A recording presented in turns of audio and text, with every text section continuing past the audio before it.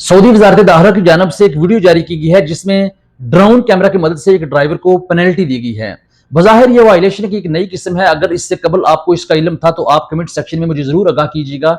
लेकिन social media पे जितने भी यहाँ के मकामी लोग हैं वो वजारत मवासलात से और मिनिस्ट्री ऑफ इंटीरियर से पूछ रहे हैं कि आपने ये जुर्माना क्यों किया।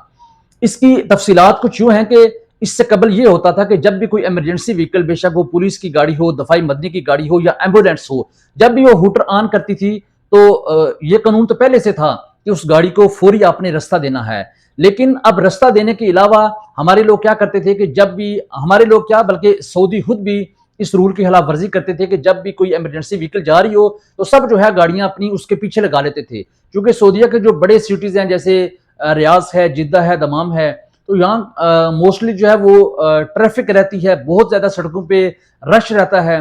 तो लोग उस रश से बचने के लिए इन इमरजेंसी व्हीकल्स के जो है पीछे अपनी गाड़ी लगा लेते थे। तो अब बम्पर टू बम्पर गाड़ी चलाना या किसी भी इमरजेंसी व्हीकल के बिल्कुल साथ जोड़ के गाड़ी चलाना, इस पे 900 रियाल तक जो है आपको जुर्माना हो सकता है।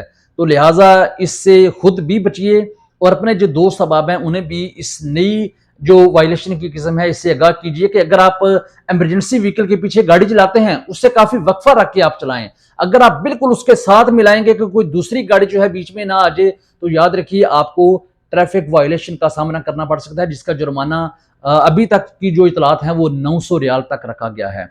ये थी अब तक की ताज़ा तरीन